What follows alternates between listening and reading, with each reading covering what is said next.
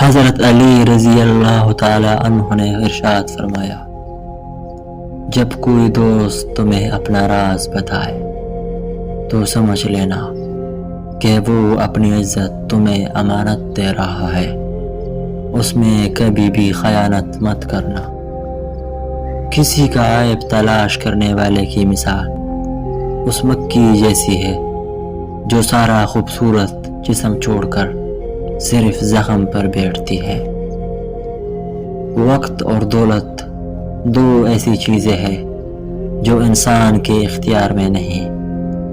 وقت انسان کو مجبور اور دولت مغرور بنا دیتی ہے۔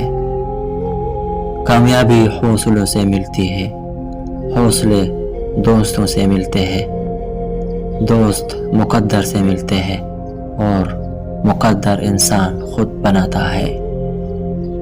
تین چیزیں ایمان کو تباہ کر دیتی ہے: امیروں کی محفل، عورتوں کی صحبت اور جاہلوں سے بحث۔ کسی نے حضرت علی رضی اللہ تعالی عنہ سے پوچھا، جب ہماری قسمت پہلے سے لکھ دی گئی ہے تو دعا کا کیا فائدہ؟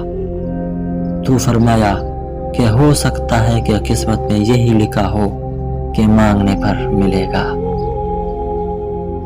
جو شخص تمہارا غصہ برداشت کر لے اور ثابت قدم رہے تو وہ تمہارا سچا دوست ہے۔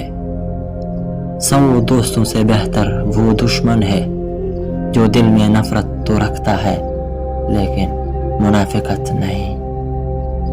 تمہارا ایک ہی رب ہے، پھر بھی تم اسے یاد نہیں کرتے، لیکن اس کے کتنے بندے ہیں پھر بھی وہ تم کو نہیں بولتا۔